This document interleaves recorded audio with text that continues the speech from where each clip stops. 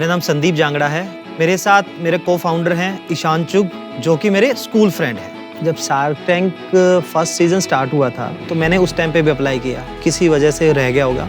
फिर मैंने shark tank 2 पे भी अप्लाई किया और हम उस दरवाजे को थोड़ा सा टच करके बैकफुट हो गए। तो शार्क टैंक 3 स्टार्ट हुआ और उस जो मैं डोर को छू के आया था और आज उस डोर को मैं एक कदम आगे बढ़ा रहा हूँ। और मैंने फैसला किया, गुड़गांव में कुछ दोस्तों ने वो हो गया। पहले 2-3 दिन से हम लोग पूरा पिच के ऊपर डिस्कशन कर रहे हैं, क्योंकि वहाँ पे जो क्वेश्चन होने वाला है वो किसी को नहीं पता। उसमें एक चीज और वो पूछ सकते हैं, तुम्हारी ऑनलाइन सेल कितनी है और ऑफलाइन कितनी है। निकाल लिया मैंने 28%। हम तो ठहरे एक छोटे से शहर के लोग। मैंने डिसाइड किया नौकरी छोड़ के ईट लोकल थिंक ग्लोबल, मैंने जॉब छोड़ने का फैसला किया। हम आए हैं हरियाणा के एक छोटे से शहर गोहाना से। जहाँ से मैं आया हूँ वहाँ पे हमारे रोजमर्रा के सपने, किसान हैं हम लोग या फिर छोटे मोटे बिजनेस हम लोग करते हैं। उस शहर से जब मैंने शुरुआत की तो मुझे भी कोई ऐसा आइडिया नहीं था कि हम इस बिजनेस को इस लेवल तक और यहाँ तक हम पहुँचा पाएंगे। तैयारी तो बिल्कुल करके आए हैं। जो रास्ता है हमारा राइट वे रास्ता, उस पे ट्रैक पे चले और आज शार्क टैंक 3 तक पहुँच रहे हैं।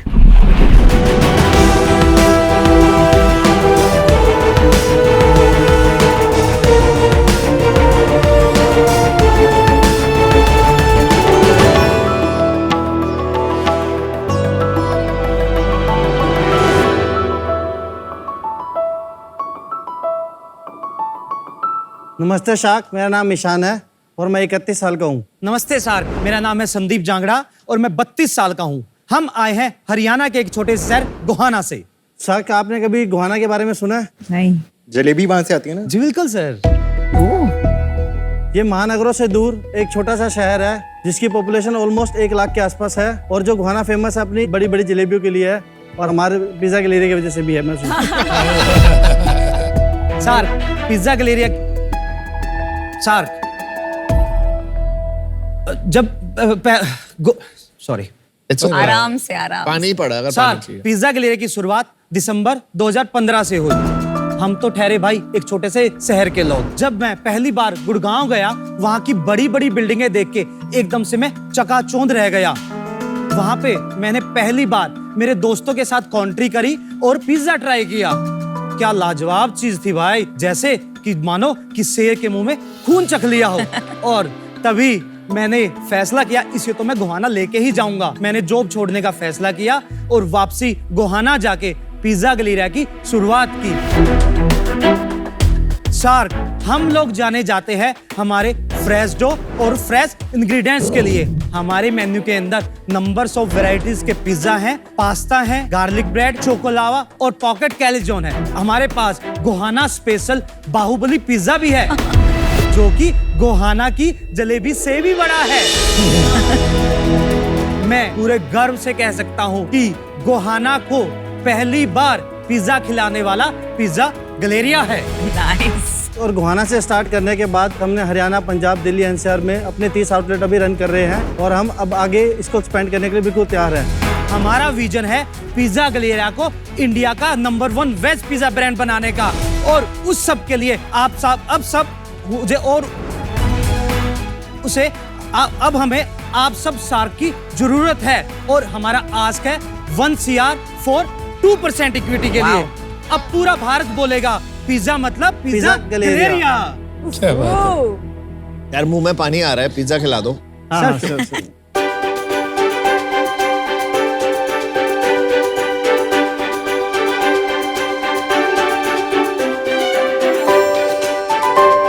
सब मैं आपको बता देता हूँ, ये हमारी स्टफ गार्लिक ब्रेड है, बेस्ट सेलिंग हमारा आइटम है। ये plain garlic bread, then single topping pizza, और ये है हमारा तंदूरी पनीर पिज्जा, और डिप्स है हमारी चीज़ डिप और स्पाइसी डिप।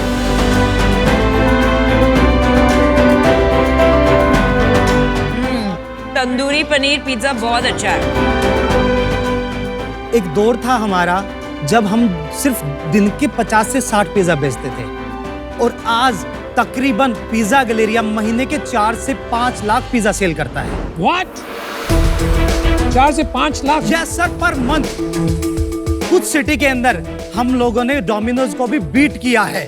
जोमेटो की रेटिंग क्या है आपकी? सर जोमेटो की हमारी रेटिंग 4.2 से लेके और गोहाना की हमारी रेटिंग 4.9 है। गुड़गांव से गोहाना कितनी दूर है? 120 किलोमीटर के आसपास। वाया हमारे 2 रास्ते होते हैं, सोनीपत से हम लोग गोहाना जा सकते हैं और एक रास्ता हमारा वाया नहीं रोहतक ठीक है, से। पर 120 किलोमीटर गुड़गांव से में पिज्जा फ्रेश मिलते ही नहीं थे। नहीं, फ्रेश डो पिज्जा नहीं होते थे। आपने कहा 2015 में ये बात हुई, तो यार 2015 के पहले क्या कर रहे थे तुम? मैंने स्कूलिंग की लोकल गोहाना से ही। उसके बाद मेरा जो कॉलेज भी था वो भी एक गांव में मेरे पापा ने मेरा एडमिशन करा दिया। एनसी कॉलेज ऑब्लिक एसडीआईटीएम कॉलेज था और मैं सर बीटेक में फेल हो गया। और इतनी डांट पड़ी ना, पापा बोले तूने मेरे पैसे भी खराब करे, हाँ। ऊपर से जैसे तैसे करके तू नौकरी लग गया और तू नौकरी भी छोड़ के आ गया। अब तेरे को धंधे के लिए भाई पैसे भी दूं, मेरे से ना होगा। और कौन सी नौकरी कहाँ पर? सर जैसे बीटेक मेरी तो कंप्लीट नहीं हुई थी, ईशान की कंप्लीट हो चुकी थी। भाई है तुम्हारा? नहीं, हम लोग स्कूल फ्रेंड है, 9th क्लास से इकट्ठे हैं, नौकरी इकट्ठी हुई थी। अच्छा, कहाँ पर? एरिक्सन इंडिया के अंदर हम थर्ड पार्टी पेरोल पे थे, जो डीएलएफ साइबर सिटी के अंदर जाते हैं तो लेफ्ट हैंड में फर्स्ट बिल्डिंग होती थी पहले। भाई आप इतना स्पेसिफिक, हमेशा इतना स्पेसिफिक हो आप कि आपने जो कॉलेज का नाम बताया उसमें ऑब्लिक भी बोल दिया आपने हाँ, साथ। गोहाना के 2 रास्ते भी बताए। हाँ, तो जॉब पे आ जाइए फिर एरिक्सन। पहले ईशान की जॉब लगी और मेरे को सप्ली आ रखी थी। सप्ली क्या होता है? री कंपार्टमेंट, मतलब एक पेपर में फेल हो गया था। एटीकेटी जिसको बोलते हैं। हम लोग सप्लीमेंट बोलते हाँ हैं। ठीक है। तो सर मेरी वो एक पेपर रहता था नेटवर्क एनालिसिस का, उसको हम शॉर्ट फॉर्म में नाच बोलते थे। उसने मेरा नाच ही कर रखा था। जैसे तैसे जुगाड़ करके ईशान को बोला भाई तू जहाँ पे लगाओ ना मेरा कोई अप्रोच कर, मेरे को गोहाना से निकलना है यार। तो इसने जुगाड़ करके इसने मेरे को लगवा दिया। एक चीज बहुत अच्छी है, एक तो मतलब मेरे को ये लगा, देखो मैं तो पूरा खा गया, तो टेस्ट बहुत सही है। दूसरा, ऐसी कोई पिज्जा चेन मैंने नहीं सुनी जो खाली वेज बनाती है। बहुत अच्छा बिजनेस टैक्टिक भी है ये। और वेज क्यों? मेरे पापा ना थोड़ा सा धार्मिक थे और थोड़ा सा जैन संत को मानते थे। तो मैं जब गुरुजी से ऐसे पूछने लगे ना, मैं वैसे रैंडमली जाता था कि गुरुजी मेरे को कोई काम करना है, कोई प्रोडक्शन का, क्या करूं? बोला बेटा कुछ भी काम कर ले पर किसी की जी हत्या करके अपना पेट मत भरना। बिजनेस के ओर पे आप कभी डाइवर्सिफाई करेंगे नॉनवेज में, कि आपका विजन है कि ये फॉरएवर शाकाहारी रहेगा? 100% वेजिटेरियन ही रहेगा। Interesting. और ऐसा नहीं है मैम कि वेज की मार्केट नहीं है, पूरे इंडिया के अंदर नहीं, वेज की इनफैक्ट बहुत मैंने अच्छी आपको ये मार्केट। क्यों पूछा, क्योंकि बहुत सारे वेजिटेरियंस को मैं पहचानती हूँ, मैं खुद वेजिटेरियन हूँ, जिनको बहुत दिक्कत होती है टू गो टू रेस्टोरेंट जो दोनों सर्व करते हैं। जोमेटो पे अराउंड 30% कस्टमर ऐसे हैं जो नॉन वेज सर्व करने वाले रेस्टोरेंट से ऑर्डर ही नहीं That is करेंगे। a phenomenal बिल्कुल। statistic. Veg only restaurant chains are Very nice. Huge. लेकिन ये प्रोमिनेंट ज्यादा क्यों नहीं किया आपने? अगर मैं यहाँ देखता हूँ जी ओनली वेज या 100% वेज तो बहुत छोटे में आपने लिखा हुआ। लिखा क्यों नहीं है? तो एकदम से उसको आपका मेन सेलिंग पॉइंट क्यों नहीं बना दिया? That's a good point. बिल्कुल, इसको हम ऐड ऑन करेंगे। इसको बड़ा करो। टेस्ट बेटर है, क्यों है? जितने भी पिज्जा बनते हैं वो मोज़रेला चीज के बनते हैं। ठीक है। इसमें हमने अपनी कस्टमाइज कराई हुई लिक्विड चीज भी ऐड की है 30% का राउंड। अच्छा। उसने आपको एक अलग सा फील दिया होगा, जूसी टाइप। आप तो फेल हुए थे, इतना कुछ कैसे आपने सीख लिया? जब मैंने गुड़गांव में ट्राई किया था, खाया था, मैं उसकी R&D के लिए निकल पड़ा। डोमिनोज गया कि भाई फ्रेंचाइजी मिलती है, पता किया नहीं। उसके बाद रोहतक गया। इटली गए आप? सर तो ये टेस्ट ऑफ इटली फॉर ये इंडिया भी लिखा बताता हुआ हूँ। है। मैं गूगल कर रहा था लोगों के लिए कि भाई ये स्टार्ट कहाँ से हुआ, तो इटली से आया। तो फिर वहां पे क्लिक किया कि the taste of Italy for India. R&D किया, फिर मैन्युफैक्चरिंग और सब कहाँ से सीखा? R&D के लिए मैं निकला रोहतक। वहाँ हमारा एक ब्रांड है पिज्जा विंग्स के नाम से। उनसे जब डिस्कस हुआ कि सर मुझे को ना गोहाना खोलना है, बोला भाई मैं फ्रेंचाइजी नहीं दूंगा। उसने मुझे ऑफर किया कि भाई हम ना तुम्हें सिखा देंगे और 1.5 लाख रुपए फीस लगेगी। अच्छा। उसका भी जुगाड़ दोस्तों से किया था। और मेरे से बड़े वाला भाई चंडीगढ़ पुलिस में कांस्टेबल है, उसकी सैलरी थी, मैं कहा दो। और वहां पे करीब 15 से 20 दिन तक उन्होंने मेरे से प्रोसेस सिखाए सारे, कैसे डिलीवरी दे के आनी है, कैसे बिलिंग होनी चाहिए और स्ट्रेच। मैं यार गोल तो नहीं आती। बोला रोटी बनानी आती है? मैं कहा भाई आती है। बोला उसी तरीके से बना इसको। वो बनाया और वो करते करते, और सर अब मुझे लग रहा है कि पिज्जा के अंदर कोई रॉकेट साइंस नहीं है। ठीक है। तो हमने फर्स्ट आउटलेट 25 दिसंबर 2015 को स्टार्ट किया। उन दिनों में सर सच में लोग गोहाना के पागल हुए। और उसका रेवेन्यू पर मंथ कितना चल रहा है? 6.5-7 लाख रुपए की सेल करते हैं महीने की। ये आपका पीक रेवेन्यू है? नहीं, इससे ऊपर है सर। इससे ऊपर कौन कौन सी आउटलेट? करनाल सिटी है हमारा, सोनीपत सिटी हमारा रेवेन्यू 14.5 लाख के आसपास है। प्रॉफिट कितने पे करते हो आप? कितने रेवेन्यू पर मंथ पे 4.5 लाख सेल के बाद कस्टमर आते हैं रेस्टोरेंट पे या सारा डिलीवरी है? मल्टीपल है। जो मोस्टली आउटलेट है हमारे डाइनिंग आउटलेट भी हैं, हम लोग जोमेटो स्विगी के साथ भी हैं और हम लोग सेल्फ डिलीवरी भी ऑर्डर करते कस्टमर कितने तुम्हारे पास आते हैं वर्सेस तुम कितनी बार जाते हो? हैं। वो रेशो होगा सर 70% हमारे पास और हमारे द्वारा जो हमें डिलीवरी के लिए कॉल करते हैं वो आते हैं 70? और 30% आप लोगों के थ्रू। और ये क्या फ्रेंचाइजी मॉडल है कि? इसमें 18 आउटलेट हमारे कंपनी के हैं अच्छा। और 12 आउटलेट हमारे फोफो और फोको के हैं। फ्रेंचाइजी ऑन फ्रेंचाइजी ऑपरेटेड हैं और इसमें 4 outlet franchise on company operated है। एक चीज बताओ, आप जैसे अब नई नई चीजें आ रही है, नई नई चीजें करनी है, वैल्यूएशन लेनी है, इन्वेस्टर्स पे जाना है, ये सब आप कहाँ से सीख रहे हो और आपकी कोई हेल्प कर रहा है, कोई एडवाइजर है? फेयरली बताऊं ये शार्क टैंक से सीख रहे हैं। सच्ची सारे एपिसोड देखा और इन्हीं से सीख रहे हैं। हमसे ही सीखा और हमको 50 करोड़ का वैल्यूएशन टोप रहे हो। सर आज सेल भी तो दे रहे। सेल्स बताइए, दबा के होंगे आपके सेल्स। 2019-20 में जो सेल थी वो थी 8.5 करोड़, 20-21 में थी 10.5 करोड़, लास्ट ईयर की थी 11.5 करोड़। लास्ट ईयर तो 22-23 होगा ना यार, एक साल आपने स्किप कर दिया। लास्ट 3 हो गया ना ये, 11.5 ठीक है, मतलब 8.5, 10.5, 11.5। तो आपने शुरू करना चाहिए था 20-21 से। 2023-24 में हम लोग करीब 9 करोड़ को टच करने वाले हैं। और इसमें से आपका ओन्ड और फ्रेंचाइजी का क्या स्प्लिट है? ये जो कंपनी आउटलेट 18 आउटलेट है ये उनका है। अच्छा, और फ्रेंचाइज का अलग क्यों नहीं बताया आपने? फ्रेंचाइजी से हम लोग रॉयल्टी लेते हैं और सेकंड जो हम उनको इन्वेंटरी रॉ मटेरियल देते हैं उसमें एक कट होता है। वो कितना है बता दो ना, उसको ओन्ड आउटलेट में जोड़ देते हैं। टोटल 1.5 लाख रुपीज आ रहा है per month. Per month 1.5 lakh. क्योंकि हम जो उनका जो प्रॉफिट था उसका हम 3% चार्ज करते हैं। प्रॉफिट का 3% 3% चार्ज करते हैं। नहीं प्रॉफिट को उल्टा बोल। आफ्टर ब्रेक इवन का उसका जो उसने मतलब दिया उसका ब्रेक इवन निकलने के बाद। ये मैथ मेरे को कुछ समझ में नहीं आया। 12 फ्रेंचाइजी में 1.5 लाख ही क्यों बन रहा है आपका? नहीं ये वन टाइम जो लिया वो तो अलग है ना। ठीक है, रॉ मटेरियल का कितना चार्ज करते हैं? वो तकरीबन 3 से 4% का कट होता है। नहीं भाई, एक तो या तो आपके आंकड़े नहीं बैठ रहे या आपके फ्रेंचाइजी पैसे नहीं बना रहे। एक्चुअली क्या है कि अभी जो रेस्टोरेंट हुए कुछ अभी हुए हैं, उन्हीं के बहुत पुराने चल रहे हैं कि उनके रेगुलर रॉयल्टी आ रही है। पुराने वाले फ्रेंचाइजी के आंकड़े बता दो। उससे तकरीबन महीने का हमें आता है 30 से 35 हजार रुपया। और उसकी सेल कितनी है? 8.5 से लेके 10 लाख के बीच की है। और आप सिर्फ 30,000 रुपए लेके खुश हैं। आप फ्रेंचाइजी का भला करें पर आपका धंधा तो चलेगा ही नहीं ऐसे। नहीं, फ्रेंचाइजी ने इन्वेस्ट किया हमारे ऊपर, हमारे ब्रांड को देख के। जब तक वो नहीं कमाएगा तो हम कैसे निकाल देंगे? एक कंफ्यूजन जो अभी तक नहीं समझ आया है, आप फ्रेंचाइजी से कितना लेते हो रॉ मटेरियल का? रॉ मटेरियल का मैं आपको बताया था 1.5 लाख के आसपास पर मंथ आता है अभी। और नहीं, जो नहीं, नहीं, नहीं, नहीं। आपने बोला था रॉयल्टी आता है, उसके अलावा आपने बोला उसके ऊपर कुछ आता है रॉ मटेरियल का। तो अभी अप्रोक्सीमेट इतना ही आता है, तो इसमें झूठ की बात नहीं है, यही आता है। नहीं नहीं, झूठ तो ये की आता बात नहीं, मैं समझ ही नहीं पा रही हूँ। आपके फ्रेंचाइजी एग्रीमेंट में लिखा क्या है, बस ये बताओ। हमारे एग्रीमेंट में लिखा हुआ है जो हमने ब्रेक इवन के बाद सेल किया हाँ, break even उसका के हम बाद का ही नेट बताओ। 3% लेंगे। और उसमें आप सारा रॉ मटेरियल दोगे? रॉ मटेरियल जो जाएगा उसका अलग से रहेगा। एंड रॉ मटेरियल्स में कितना आप प्रोवाइड करते हो? एग्जाम्पल देता हूँ, 100 रुपए का चीज दिया, ठीक है, उसमें लगा 30 रुपए का रॉ मटेरियल। हाँ। उस 30 रुपए के रॉ मटेरियल में जो भी हमारे पैक्ड है, सॉस वगैरह है, चीज वगैरह है, ये हमने दिया तकरीबन 20%। मतलब वो जो वैल्यू लगा उसका रॉ मटेरियल का वैल्यू, उस पे हमने वो 20 रुपए पे हमने जो लिया है वो है। भाई हम इसको नहीं समझ पाएंगे, ये बात साफ हो गई। पैसा बना रहे हो? बिल्कुल। कितना पैसा बनाया? 15%। और वैल्यू में बोलो तो पिछले साल कितना? वैल्यू में अगर महीने की एवरेज दूं तो सारे आउटलेट तकरीबन अगर 18 कमाते होंगे 18 लाख के आसपास पर मंथ का है। पहले साल में जब 8.5 करोड़ किया था तब कितना कमाया था? पहले साल तो देखो कुछ बचा ही नहीं था, सब आगे से आगे 8.5 लगे करोड़ रहा का तब की था, बात बस खर्चा पानी ही रखा था बस। ठीक है, 10.5 में कुछ बनाया? 15 से 16 लाख रुपए का आसपास। आपने 15% बोला नेट मार्जिन, फिर 10.5 करोड़ पे आप 1% क्यों बना रहे हो? 10-15 लाख। आई थिंक आपके नंबर्स में कोई गलती है, बिकॉज आपने बताया कि लास्ट ईयर 11.5 करोड़ सेल्स पे आपका प्रॉफिट हुआ था 15 लाख। आपने मंथ का पूछ रहे हैं, ईयर का पूछ रहे हैं? लास्ट ईयर ये पर मंथ का है मैडम। एक चीज किया करो बात, या पर ईयर बात किया करो या पर मंथ तो बात उसी किया में करो, मिक्स कंफ्यूजन मत हो करो रहा है भाई। इस साल कितना बनाओगे? इस साल का टारगेट है सर करीब 16.5 करोड़ की सेल करेंगे हम, क्योंकि हम 9 करोड़ के आसपास टच कर चुके हैं। इस साल आप 2.5 करोड़ प्रॉफिट करोगे?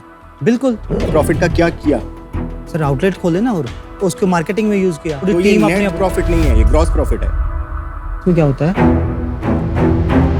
ये नेट प्रॉफिट है सर। ये आपने प्रॉफिट यूज किया या कंपनी में पड़ा हुआ है, कुछ बैंक में पड़ा नहीं हुआ है? नहीं, ये यूज करा है कुछ, मतलब कंपनी में लग गया, कोई नया आउटलेट लग गया, कुछ यूजेस थे जो फैमिली और में अभी use कुछ कर रहे बैलेंस हैं, है हमारे पास, वो चीजों में लग गया। आपको ना थोड़ा फाइनेंशियल्स सीखना चाहिए। तभी हम लोग आए हैं। यार बहुत सारे स्टार्टअप फाउंडर्स को ना लगता है कि मुझे ये चीज आती है और मैं बाकी चीजों के लिए टीम को कर लूंगा हायर। ऐसा होता नहीं है। अगर आप स्टार्टअप फाउंडर हो तो आपको 88% सब कुछ आना ही चाहिए। तो ये सब सीखना स्टार्ट करो खुद, नहीं तो बिजनेस नहीं बना पाओगे आप। मुझे आप लोग बहुत अच्छे लगे एज एंटरप्रेन्योर्स, बिजनेसमैन। आज हमने ये दिखा दिया कि एजुकेशन से ज्यादा एक्सपीरियंस और पैशन ज्यादा जरूरी है। बहुत अच्छा कर रहे हो, पैसे बना रहे हो। एक को फाउंडर रखना चाहिए फाइनेंस का, या किसी को धुरंधर होना चाहिए। मैं अभी आउट हूँ इस बिजनेस से। आपको 500 आउटलेट खोलनी, आपका सपना ये।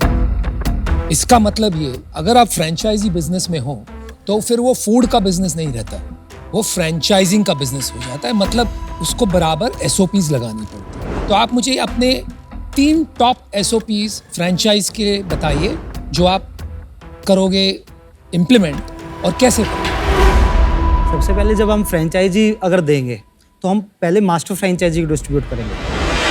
वहाँ पे अपना जितना भी हमारा स्टॉक से रिलेटेड या SKU यूनिट जो भी होगी, हम लोग वहाँ पे डेवलप करेंगे। फिर उनको पूरा प्लान 4 से 5 साल के लिए मास्टर फ्रेंचाइजी आगे फ्रेंचाइजी कैसे दे रहा है, उसको पॉइंट को पकड़ के नंबर्स को ऐसे बढ़ाएंगे। आपकी जो बातें हैं ना, गोवाना की जलेबी की तरह गोल गोल, सीधी समझ में नहीं आ रही। मुझे ये नहीं समझ में आ रहा है कि आप आपके 30 आउटलेट से 500 तक कैसे पहुंचोगे। मैंने सिर्फ SOPs के बारे में पूछा आपको, और आपने मुझे ये बता दिया कि मैं मास्टर फ्रेंचाइजीज करूँगा। वो तो SOPs से कुछ लेना देना ही नहीं है उसका। तो इस वजह से मैं आज आउट हूँ। Good luck. आई थिंक आप में एक स्वीटनेस है, एक प्योरिटी है, एक एनर्जी है जो बहुत बहुत मुझे पसंद आई। But I am out because सचमुच मुझे नहीं लगता है मेरी इसमें एक्सपर्टीज है और मैं आपकी कुछ मदद कर पाऊंगी। But I love your energy and I have no doubt कि आप 500 स्टोर्स कर पाएंगे। मेरा भी मानना है आप काफी दिल वाले एंटरप्रेन्योर्स हैं और आप बहुत दिमाग लगा रहे हैं सोचने में कि फ्रेंचाइजीज कैसे पैसा बनाएंगे, जो बहुत अच्छा है। बिकॉज कोई भी बड़ा फ्रेंचाइजी बिजनेस बना नहीं सकता बिना ये सोचे कि मेरा पार्टनर कैसे पैसे बनाएगा। तो ग्रेट वर्क ऑन दैट। आप में जो lack of understanding of your own business है, कि आपको मतलब आप अपना फ्रेंचाइजी अरेंजमेंट ही नहीं समझा पा रहे हैं। मुझे ये नहीं समझ आ रहा कौन सा नंबर आप सच बोल रहे हो, कौन सा नंबर आप फेंक रहे हो। तो थोड़ी ट्रस्ट डेफिसिट क्रिएट हो जाता है। तो आज मैं आपके साथ जुड़ नहीं पाऊंगी। यार फर्स्ट ऑफ ऑल खाना काफी अच्छा था। Thank you. 4.9 रेटिंग जोमेटो पे गोहाना। काफी ज्यादा रेयर है, तो well done. Your passion first class. अगर आप 20 साल पहले मेरे पास आते, जब मैं वहाँ पे कॉलेज में था, और बोलते कि यार आजा ज्वाइन मार ले मेरे को, कर ले, बिजनेस कर रहे हैं हम, मैं I would have joined you. तब तो मैं 12 साल का ही होता। मैं थोड़ा ज्यादा होता, लेकिन मैं आ जाता। धंधा पता ही नहीं होता। लेकिन मैं आ जाता आपके पास, ठीक है। लेकिन आई एम आउट। पहला, आज तक मैंने किसी रेस्टोरेंट बिजनेस में इन्वेस्ट नहीं किया, ना मैं कर सकता हूँ इन्वेस्ट। दूसरा, किसी के साथ काम करना है मुझे अगर, तो थोड़ा ऑर्गेनाइज सेटअप चाहिए, है ना। अगर मुझे बेसिक्स किसी को सिखाने पड़ रहे हैं तो वो वर्थ इट नहीं है। तो आई am out. Okay, sorry. Sorry guys, thank you. all the best. Best of luck, best of luck. एक सीख लेके जा रहे हैं जो शार्क ने हमें दिया। अगला विजन लेके जा रहे हैं हम लोग, हमें कैसे काम करना है। 2030 तक 500 आउटलेट हम लोग बना के दिखाएंगे। वो जज्बा और वो हिम्मत हमारे बीच में है।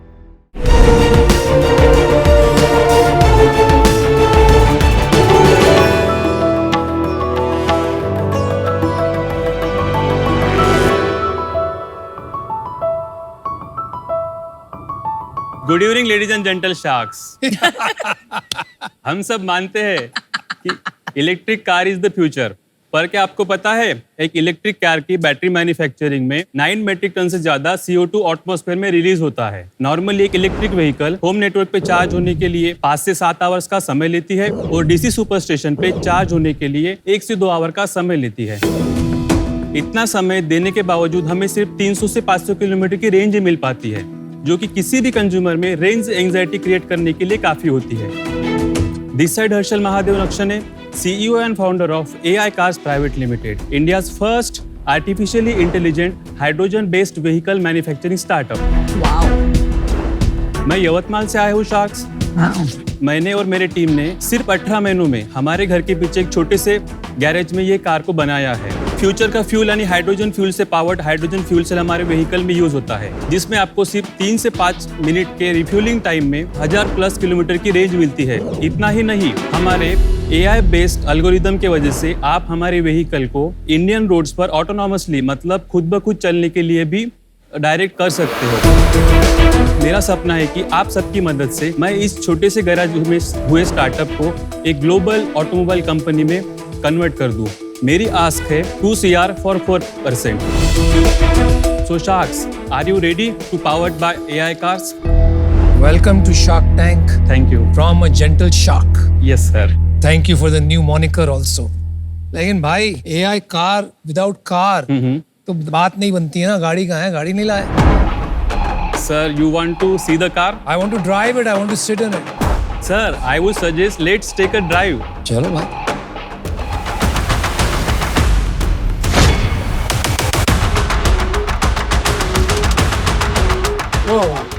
माय गॉड चला कौन रहा है? I will drive ma'am. जाओ बिल्कुल। अंदर जाओ। नहीं जा रहा। गो विनीता। ओके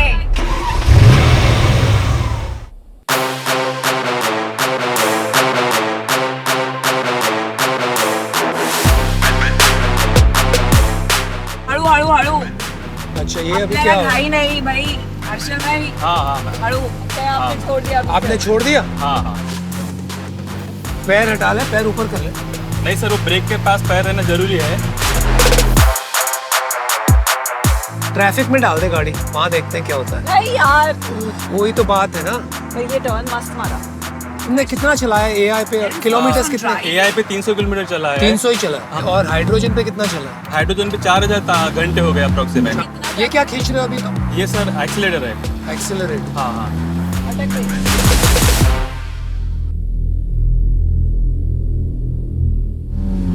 थोड़ा वजन कम कर।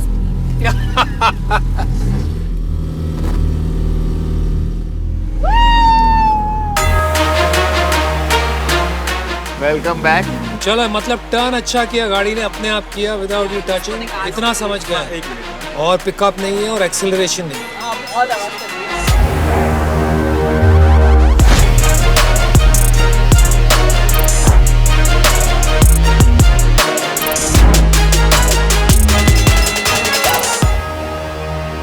Very good looking car. Nice drive.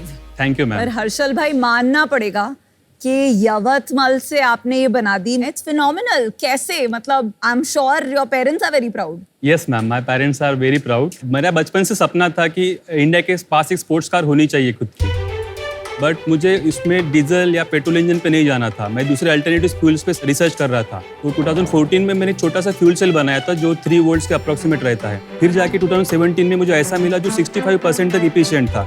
मैंने बोला कि इसमें और थोड़ी इंप्रूवमेंट करके इसका स्टैक्स बड़े करके हमें कार में क्यों ना लगा सकते। तो 2019 तक हमने एक 15 किलोवाट का अप्रोक्सीमेट 75% इफिशिएंसी देने वाला फ्यूल सेल बना लिया था, पूरे हैंडमेड पैनल से by hammer and you know the basic tool like that. भाई आपकी उम्र कितनी है? 27 सर। और 2015 से कर रहे हैं आप? हाँ। मतलब when you were 19? Correct ma'am. My God.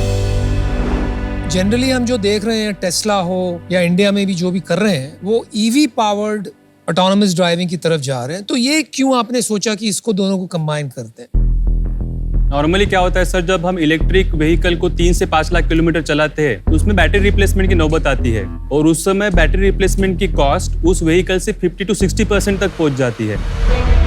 On other hand हमारे फ्यूल सेल में 15 लाख प्लस किलोमीटर चलने के बावजूद इसके फ्यूल सेल में कुछ मेजर रिप्लेसमेंट या रिपेयर की कॉस्ट नहीं होती है। अच्छा, और अभी जो हम करके आए, आपकी गाड़ी में घूम के आए, जो हमने देखा, एक जगह जाके आपने छोड़ दी और वो AI ने टेक ओवर कर लिया। Correct sir, correct. वो अपने आप टर्न किया, व्हिच इज वेरी इंप्रेसिव, क्योंकि टाइट लेन थी, लेकिन थोड़ा सा क्लंकी लगा एक्सपीरियंस। हम थोड़ी सी चढ़ान पे आए तो गाड़ी अपने आप थोड़ी स्ट्रगल कर रही थी चढ़ने में। करेक्ट। फर्स्ट प्रोटोटाइप है सर हमारा ये। हमने ये घर के छोटे से गैराज में बनाया है और काफी कम फंड्स में और बेसिक टूल के साथ बनाया है, इस वजह से अनफिनिश्ड है। कितने फंड्स लगे ये बनाने में? तकरीबन 60 लाख रुपीस लगे हैं। कहाँ से लाए आप? एक्चुअली कुछ फ्रेंड्स एंड फैमिली से लिए। इसके अलावा मेरे एक बिजनेसेस थे, उसमें से जितनी सेविंग हो पाई उतनी सेविंग करके मैंने ये कार डेवलपमेंट में पूरा पैसे लगा दिए। ऑटोनमस ड्राइविंग आपने सिर्फ 300 किलोमीटर किया है ये गाड़ी में। दुनिया में जो ऑटोनमस ड्राइविंग के लीडर्स हैं उन्होंने लाखों किलोमीटर अब तक कर चुके हैं। करेक्ट। जैसे गूगल ने किया है, टेस्ला ने किया है, तो उनके पास जो डेटा है और जो मॉडल्स है फार सुपीरियर है। Correct. तो अगर आप compete करने जाओगे आज, आपका मॉडल हार जाएगा। जो भी फॉरेन कंपनीज एआई इंटीग्रेट करते हैं वो सिर्फ लेन मार्किंग को फॉलो करते हैं, बट हमने एआई में ऐसे एल्गोरिथम इंटीग्रेट किए हैं जो इंडियन रोड्स के लिए स्पेसिफिकली डिजाइन और डेवलप्ड है, जहाँ पे हमको लेन मार्किंग की जरूरत नहीं है। आप एआई इंजीनियर हैं? नहीं सर, तो किसने किया ये एआई? मेरा एक कजन ब्रदर है प्रज्वल, उसने वो डेवलप किया है। पर आपको एआई करने की इतनी जल्दी क्या है? आपने ऑलरेडी यूज केस बताया कि इलेक्ट्रिक कार की रेंज प्रॉब्लम होती है। मैंने Correct. खुद अभी 1500 किलोमीटर टेस्ला चलाई थी, वो 400 भी नहीं चलती है, वो 200 किलोमीटर में बहुत स्ट्रेस हो जाता है, बार बार चार्ज करना पड़ता है 6-6 घंटे। तो हाइड्रोजन कंपेयर टू इलेक्ट्रिक इतनी बड़ी प्रॉब्लम आप सॉल्व कर रहे हो, Correct. उसमें आप जबरदस्ती एआई की झंझट में पहुंच ही क्यों रहे हो? इंडिया में एक्सीडेंट बहुत होते हैं, एक तो हाई स्पीड की वजह से और ब्लाइंड पर स्पॉट की वजह सारी से। प्रॉब्लम तो एक स्टार्टअप नहीं सॉल्व कर सकती ना। इंडिया में इतनी नई चीज के लिए कंज्यूमर तभी बाय करेगा जब एक ट्रस्ट हो। इतने डेंजरस कॉम्प्लेक्स टेक्नोलॉजी के लिए मेरे जैसी कंज्यूमर आपको क्यों ट्रस्ट करेगी? क्योंकि इमरजेंसी ब्रेकिंग के लिए काफी यूजफुल रहेगा एआई सिस्टम हमारा। वो व्हीकल डिटेक्ट कर लेगी कि 500 मीटर तक कौन से व्हीकल स्लो हो रही है, जिसका इम्पैक्ट आपके व्हीकल को क्रैश होने के लिए हो सकता है। तो वो फीचर आपको जरूर यूजफुल रहेगा। वो दो भी उसने जान बचा लिए तो फिर इनडायरेक्टली ये व्हीकल को लोग ट्रस्ट करना चालू कर देंगे। वो सारा टेस्ला वेस्ला के एआई में है ऑलरेडी। जो अप्रोच टू टेक्नोलॉजी करते हैं वो डिफरेंट तरीके से। फर्क क्या है? वो लिडार यूज करते हैं ना। करेक्ट। हमारे आप क्या यूज करते हो? कैसे चलता है आपका ऑटोनमस ड्राइविंग? 3D कैमरास और अल्ट्रासोनिक सेंसर्स है। तो वो क्यों यूज करते हैं लिडार? टेस्ला ने भी इवन 3D कैमरा में शिफ्ट कर लिया है, बट वो ऑब्जेक्ट उसमें प्लास्टिक है या स्टोन है वो डिटेक्ट नहीं कर पाता है। लेकिन आप कर पाते हो? हाँ सर, बिल्कुल। मुझे क्या लग रहा है ना, आप 8 साल से अपनी दुनिया में खो गए हो। आप टेस्ला और गूगल इनसे सबसे सुपीरियर है आपकी टेक्नोलॉजी, ये क्लेम कर रहे हो आप। मतलब थोड़ी सी बातें कहीं बैठ नहीं रही है यार। बट सर हमने इनिशिएट किया है तो डेफिनेटली कुछ ना कुछ अच्छा अचीव कर लेंगे इसमें। हिम्मत इज ग्रेट, लेकिन हिम्मत और बेवकूफी में कभी कभी बहुत कम फर्क होता है। Correct sir. अच्छा हर्षल, यस मैम। इस स्पेस में कंपटीशन क्या है? Let's start with hydrogen fuel. Toyota की मिराई कार है और उसके अलावा Hyundai की नेक्सो कार है। ये दो कार्स है जो हाइड्रोजन पे चलती है, जिनके सबसे ज्यादा सेल्स है अभी फिलहाल। कितना सेल्स है? टोयोटा मिराई के टोटल 24,000 सेल्स हुए हैं वर्ल्ड वाइड अभी तक। और क्यों नहीं बिकते हैं ज्यादा? कॉस्टिंग की प्रॉब्लम है, यार challenge हाइड्रोजन है। फिलिंग यार, आप हाइड्रोजन इंफ्रास्ट्रक्चर नहीं है। बहुत ही- आप हाइड्रोजन को फ्यूल अप कैसे करोगे? जब इतने बड़े brands are doing only 24,000, 2 crore से आप क्या करेंगे? Good question ma'am. उसमें हम एक दूसरी जो हमारी डिजाइन वाली व्हीकल है उसको हम पूरी तरह से बनाएंगे और उसको गवर्नमेंट में होमोलोगेशन सर्टिफिकेट के लिए देंगे, जो हाइड्रोजन फ्यूल सेल को व्हीकल के साथ अप्रूव करेंगे। फिर हम उसकी कितनी भी कॉपीज बना के मार्केट में सेल कर पाएंगे। और इंफ्रा कैसे बनाओगे, जो ये इंफ्रा का चैलेंज है? रिलायंस और Ambani already billions of dollar invest कर रहे हैं ग्रीन हाइड्रोजन के प्रोडक्शन में, और इवन इंडियन ऑयल ने 2-3 जगह पे। तो कब तक इंडिया में इंफ्रा आ जाएगा? ये 3-4 सालों में तो हमको हर मेट्रो सिटी में 1-2 तो फिलिंग स्टेशन देखने को मिल जाएंगे। इलेक्ट्रिक के आउटलेट से तो फास्ट ही आएगा ये, क्योंकि 5 मिनट लगते हैं रिफिल करने को। पिछले 20 सालों में कितनी नई कार कंपनीज आई है? एक टेस्ला नहीं, और चाइनीज भी आई है 2-3 जो बड़ी बड़ी बनी है, correct, है ना? correct. और एक टेस्ला। तो एक तरफ है इनकम्बेंट्स, दो जर्मन कार मेकर्स है, यूएस कार मेकर्स है, जापानीज कार मेकर्स है, broadly correct. Indian car makers है। और दूसरी तरफ है 2-3 ऐसे उदाहरण जो पिछले 20 साल में बने हैं, जिन्होंने बिलियंस ऑफ डॉलर्स लगा दिए और टेक्नोलॉजी को इतनी आगे पहुंचा दिया है कि उसको कैचअप करना ऑलमोस्ट इम्पॉसिबल हो गया है।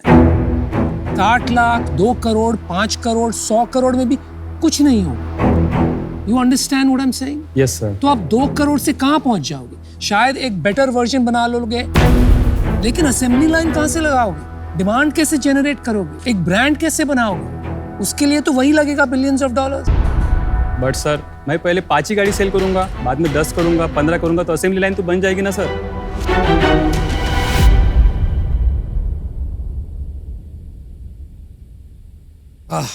सबकी बोलती बंद है यार। I know.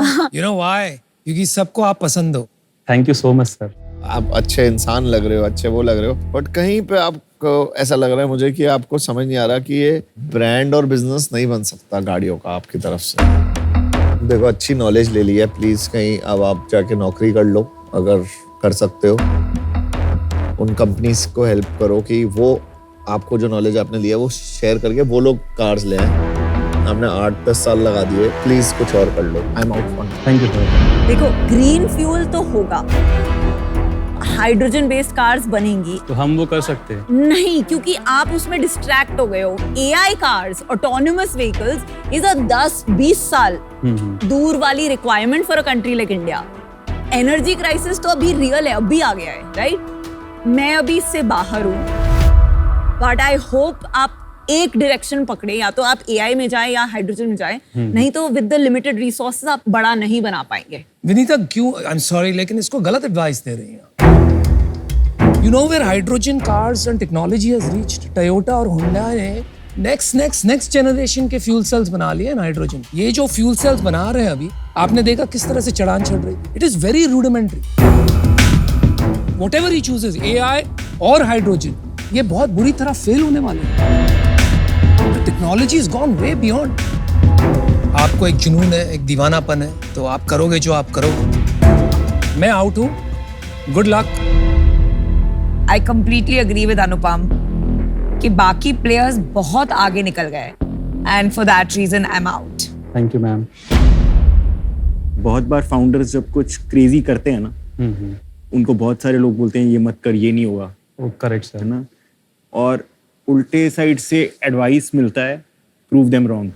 Yes sir.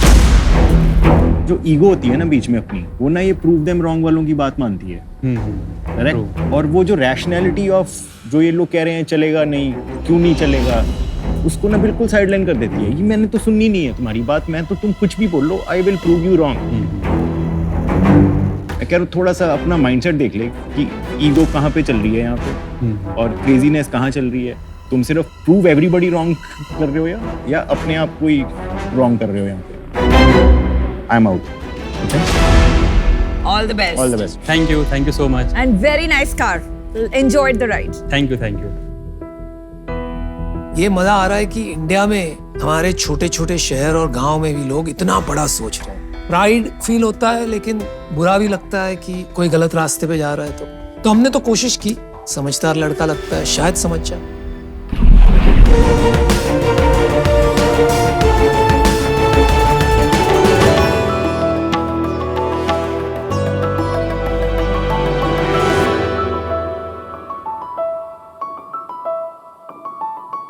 Sharks, pitch शुरू करने से पहले मेरा आप सबसे एक सवाल है, क्या आप बता सकते हैं ये कौन सी आर्ट फॉर्म है? वारली। राइट। क्या आप बता सकते हैं ये वाली कौन सी आर्ट फॉर्म है? ये गोंद पेंटिंग है मध्य प्रदेश की।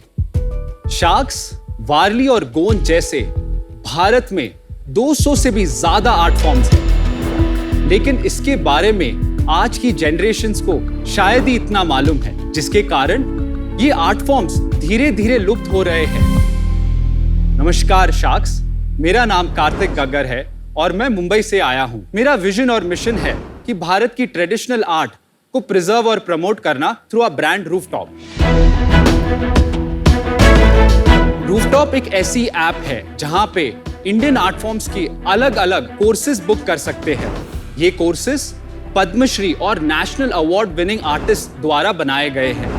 इसके अलावा रूफटॉप ऐप पे अलग अलग इंडियन आर्ट फॉर्म्स पे ऑनलाइन और ऑफलाइन आर्ट वर्कशॉप्स भी बुक कर सकते हैं। पिछले 2 से 3 सालों में 60,000 से भी ज्यादा लोगों ने रूफटॉप के माध्यम से आर्ट वर्कशॉप्स बुक की है और लगभग 3,000 से भी ज्यादा आर्टिस्ट को सस्टेनेबल लाइवलीहुड प्रोवाइड की है। शार्क्स, इंडियन आर्ट को वर्ल्ड लेवल तक ले जाने के लिए मेरी आपसे आस्क है 2 crore for 4% equity of Rooftop. Hi Karthik. Hello Jitendra. Welcome to the tank. Thank you. Couple of questions there. How did you start this and why did you start? पहली बार जब फॉरेन ट्रैवल किया तब देखा wow, दुनिया बहुत खूबसूरत है. And जब इंडिया आया तब लगा कि यहाँ पे India is so known for its history, art, culture. Why are we not mapping the passion? मैंने कुछ छोटी स्टेप्स ली, पैशन को मैप किया, एक कम्युनिटी बनाई एंड देन फिर आइटरेशन कर करके आज रूफटॉप है. स्टोरी बताओ थोड़ी सी. हमने शुरुआत की ट्रैवल एक्सपीरियंसेस से. पूरे वर्ल्ड में घूमे और देखे, पता चला कि रूट प्रॉब्लम पे कोई इंडिया में सॉल्व नहीं कर रहा. राजस्थान का एक टेरिटरी लिया और जयपुर, जोधपुर, उदयपुर में एक एक मास्टर आर्टिस्ट के पास गए, उन आर्ट फॉर्म को समझा. आप सोचिए, अगर एक आर्टिस्ट के घर पे आप जाते हो 2 से 5 घंटे और उसी आर्टिस्ट के साथ आप वो आर्ट फॉर्म के बारे में जानते हो और एक कम समय में एक छोटे से कैनवस पे वो आर्ट और क्राफ्ट को क्रिएट करते हो, तो आपके लिए एक एक्सपीरियंस, एक story of a life time. और मुझे लगता है कि आप जेन्युइनली वो कल्चर से कनेक्ट कर पाते हो. तो ऐसी शुरुआत हुई. मतलब वर्कशॉप में 4 घंटे लगा के आर्टिस्ट तो नहीं बन रहा हुई. क्रिएटिव लर्निंग पूरे विश्व में बहुत तेजी से बढ़ रही है. वो सेम पेस भारत एंजॉय नहीं कर पा रहा बिकॉज एक्सेस टू ऑथेंटिक, आज ऑथेंटिक स्टफ वो नहीं है उस तरीके से. एक सेकंड, मेरे को पहले तो समझा कर क्या रहे हो. मैं एक लाइन में बताऊं तो भारत की विजुअल आर्ट फॉर्म्स को ब्रिज कर रहा हूं for learning, leisure, networking and content. फिर बहुत कंफ्यूजिंग था. एक यूजर जर्नी बता दो. सबसे शानदार बात यह है कि ऐप के द्वारा आप आर्ट को समझ सकते हैं. आर्ट कितने साल पुरानी है, कौन प्रैक्टिस कर रहे हैं, उसके आर्ट की इम्पोर्टेंस क्या है और कैसे बनाए जाते हैं, मटेरियल्स क्या यूज करते हैं. और आप जब एक कोर्स लेते हैं तब आपको सिर्फ इतने ऑप्शंस मिलते हैं. स्पेसिफिकली सबसे यूनिक पार्ट है मल्टीलिंगुअल. आज कोई पर्टिकुलर एक ट्रेडिशनल आर्टिस्ट एक लोकल लैंग्वेज में ही सिखा पाते हैं, वही कंटेंट आप इंग्लिश और हिंदी में सीख रहे हैं आज. तो क्लास आपके ऐप पे होती है? यस. वीडियो क्लास है, कैसी क्लास है? It's a video class. तो लाइव है कि प्री रिकॉर्डेड है? दोनों है. लाइव ऑन साइट भी होगा ना, एक्सपीरियंशियल? ऑन साइट भी है. और अगर मुझे इंडियन आर्ट बाय करनी है अगर, तो आप मार्केट प्लेस नहीं हो? आज नहीं है, बट हम उसके एकदम कगार पे हैं. आप करोगे? एब्सोल्युटली. तो ये लाइव वर्कशॉप के 450 रुपए है. 1000 रुपए में सब्सक्रिप्शन है, जहाँ पे अनलिमिटेड एक वीकली वर्कशॉप है, 2000 में मंथली. और कोर्सेज है जिसकी प्राइस है 27,000. वो सर्टिफाइड कोर्सेज है बाय मास्टर आर्टिस्ट और वो 10 से 15 घंटा एवरेज है. ऑन साइट वालों की कॉस्ट कितनी है? 4 से 5,000 एवरेज आती है. कोई 2,500 की भी है, कोई 8,000 की भी है. अभी on site depending on the artist, depending on the time, materials and everything. अभी तक हमने 1160 ऐसे आर्टिस्ट 122 टाउन्स ऑफ इंडिया में जिनके साथ होस्ट कराया है. ये सारे 1160 अगर टीचर्स है तो स्टूडेंट्स कितने ऑन बोर्ड किए आपने? लगभग हमारे 4,500 एक्टिव मंथली यूजर्स है और 7,500 8,000 ऐप पे रजिस्टर्ड यूजर्स है. यार बिजनेस तो आपका चल ही नहीं रहा है ना. आपका कस्टमर एक्विजिशन कॉस्ट क्या है? हमारा ऑनलाइन वर्कशॉप्स के कस्टमर कॉस्ट 600 से 1100 रुपए का है और जो कोर्सेज का है 3,000 से 5,500. ऐसा नहीं होता है ना. देखिए हर बिजनेस में आई अंडरस्टैंड आपके अलग अलग सेगमेंट हैं, लेकिन आप बहुत अर्ली स्टेज हो टू गेट सो कॉम्प्लेक्स. आप सिर्फ ये बताइए ना, आपका एवरेज कस्टमर एक्विजिशन कॉस्ट कितना है अक्रॉस योर बिजनेस? और वो रेंज नहीं हो सकता, वो एक ही नंबर होगा क्योंकि वो एवरेज है. आप समझ रहे हैं? जी, मैं एक कोशिश करूंगा ये आंसर करने की. हमारा कस्टमर एक्विजिशन कॉस्ट फॉर जो दोनों अभी प्रोडक्ट है, बिकॉज हमारा फोकस यही रहा है, is somewhere around 1,000 rupees. And LTV कितना है आपका, लाइफ टाइम वैल्यू पर कस्टमर?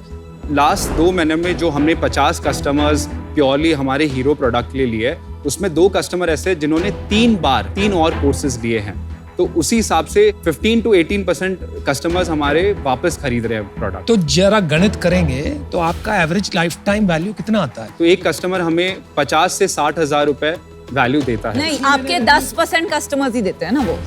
हाँ, 20%. हाँ. एवरेज ऑर्डर वैल्यू कितना है? ये 2,000 per month. नहीं, ये है हमारा एवरेज 18,500 गया था, जो 27,000 का कोर्स है. अरे यार, एवरेज ऑर्डर वैल्यू, एवरेज का मतलब ब्लेंडेड भाई, not your most expensive course. मतलब 400 का भी 27,000 का भी divide by number of customers. आप समझ रहे हो? एब्सोल्युटली. अनुपम, इस पे मैं शायद अभी क्लियर नहीं दे पाऊंगा, तो मैं गलत नहीं बोलना चाहूंगा, मैं क्लैरिटी नहीं दे पाऊंगा. ठीक है, नो प्रॉब्लम. एलटीवी पता है, लाइफ टाइम वैल्यू और एनुअल वैल्यू और 6 monthly value of average customer?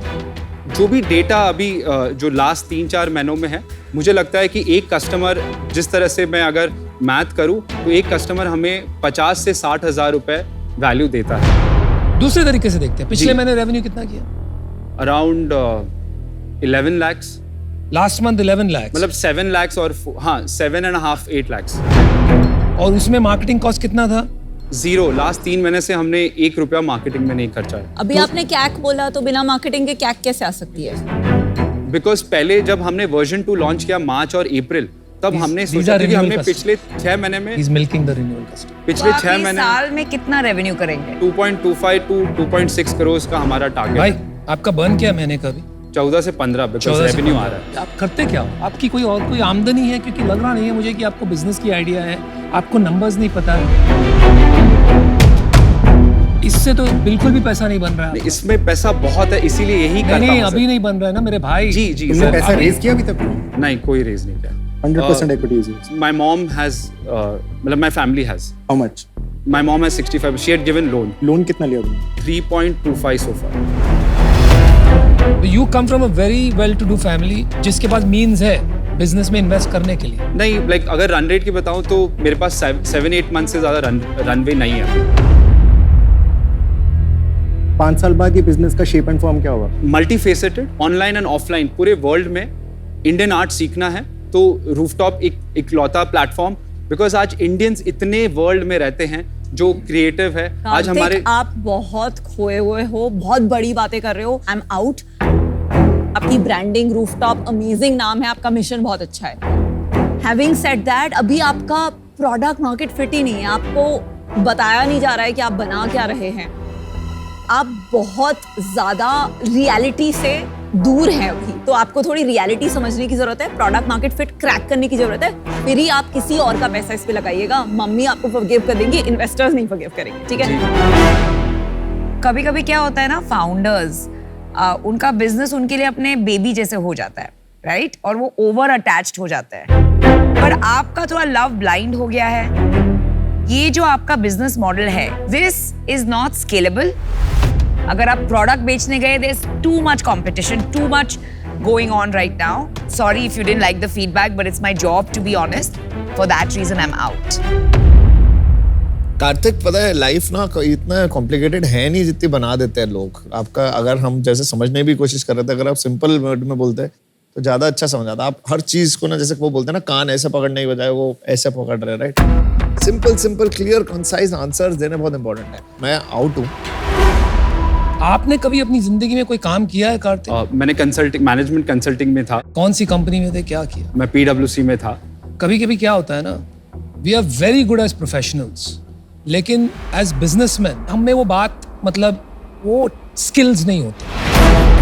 आप ऐसे आए हो यहाँ पर, अगेन सीधी बात, कि जैसे कि किसने आपको उठाया हो बेड से और कहा भाई शार्क टैंक जाएगा, और आपने कहा जाऊंगा, और आप आके पहुंच गए। सीरियसली, ये आर्ट ट्रेनिंग जो है, learning art, learning traditional Indian art, कितनी बड़ी इंडस्ट्री है इंडिया। ये है ही 80 नहीं, है ही नहीं। आपको क्रिएट करनी पड़ेगी। इंडस्ट्री क्रिएट करने में कितना पैसा लगता है आप जानते हो? एब्सोल्युटली। आपको पता है पिछले 5 साल में कितनी hobby art classes online fail हो चुकी है, कितने पैसे लग चुके हैं, आपको अंदाजा ही नहीं है भाई। I am sorry but you have no idea buddy, and that's why I am out. अच्छा सुन, मार्केट प्लेस कब स्टार्ट कर रहा है? सर 2 महीने में। कोई और Indian artisan, Indian art market place है नहीं इंडिया सर। में? बिल्कुल भी नहीं है। ई-कॉम में है, बट वो सिर्फ ई-कॉम मतलब पेंटिंग्स बेचते हैं। Painting 40-50 प्लेटफॉर्म्स है टोटल पूरे वर्ल्ड में। वो फैशन भी बेचते हैं, ई-कॉम भी बेचते हैं। कितने बड़े हैं, कौन है? Not like a big name which I can tell you. और 5 साल बाद ये कितना मार्केट प्लेस रेवेन्यू होगा और कितना लर्निंग होगा? तेरे को क्या लगता है, स्प्लिट क्या होगा? मार्केट प्लेस बड़ा होगा, लर्निंग बहुत जरूरी है स्टार्ट के लिए, बिकॉज वहां से आप एंगेजमेंट लाते हो, इंटरेस्ट लाते हो, उसके बाद ये लोग कंज्यूम करते हैं, परचेज करते हैं। आर्ट के बारे में एजुकेट करना जरूरी है ताकि वो आर्ट बिके, उसको सिखाना जरूरी नहीं है। नहीं, Market आर्ट के place बहुत बनाना। यूज केसेस है, उसमें एक केस वो है, राइट। पैसे जो रेस करने हैं, क्यों करने हैं? एक तो प्रोडक्ट में ई-कॉम में और यूएक्स बेटर करना है। सेकंड सर, कंटेंट में ना कुछ जगह इंग्लिश हमने मल्टीलिंगुअल कर दी, पोस्ट प्रोडक्शन बहुत खर्चे लगते हैं, तो हम एक्सपेरिमेंट करना चाहते हैं थोड़े बहुत रीजनल और 1-2 फॉरेन लैंग्वेजेस में। वहाँ मार्केटिंग और कस्टमर एक्विजिशन हमने 2 साल से प्रोडक्ट पे ही फोकस किया। मार्केटिंग और कस्टमर एक्विजिशन किस चीज के लिए? लर्निंग के लिए करनी है या मार्केट प्लेस के लिए करनी है? दोनों के लिए। मार्केट प्लेस तो भी है ही नहीं ना। पर ना इसके टच पॉइंट्स इंटरेस्टिंग है he knows 1160 people. Competition अगर नहीं है तो it's a very cool business. India में कौन से बिजनेस में कंपटीशन नहीं होता? एक ना yes no type question है. If I have to buy any of these art forms online right now, can I? Yes, you can buy. Online मिल वारली जाएगी मुझे. पेंटिंग आपको मिलेगी online? ऑनलाइन हाँ सब कुछ सब मिल नहीं जाएगा. मिलेगा, कुछ सब नहीं नहीं, सब मिलेगा, कुछ कुछ मिलेगा। अनटाइम। Mostly सब कुछ मिल जाएगा. यस, बट वो ऑथेंटिक है कि नहीं, वो टॉप आर्टिस्ट के है कि नहीं, वो एक क्वेश्चन रहेगा। वो तो क्वेश्चन तुम्हारे पास भी रहेगा. I was Yeah, गलत रास्ते जा रहा था. yeah. I am out here. सबसे अच्छी बात सुनी कि आप भारतीय संस्कृति और कला की दिशा में काम कर रहे हो। अदर देन दैट मुझे नहीं लगा you had anything to offer. Thank you sharks. Thank you, Karthik. Good luck, Karthik. Thank you.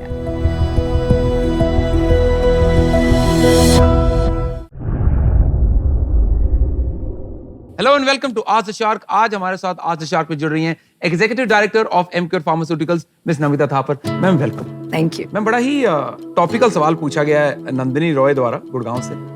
कह रही कि नारायण मूर्ति जी ने कहा है कि हमें हफ्ते में 70 से 80 घंटे काम करना चाहिए आपको। ये खबर तो पहुंच गई होगी आप तक। तो कह रही कि what is your opinion on this and how much time do you spend working on your business? देखिए भाई 70-80 या उससे ज्यादा आवर्स पर वीक काम करके सिर्फ एक सेक्टर का फायदा होगा, फार्मा कंपनीज। बिकॉज आपकी जो मेंटल हेल्थ है और आपकी जो फिजिकल हेल्थ है, it is really going to go for a toss.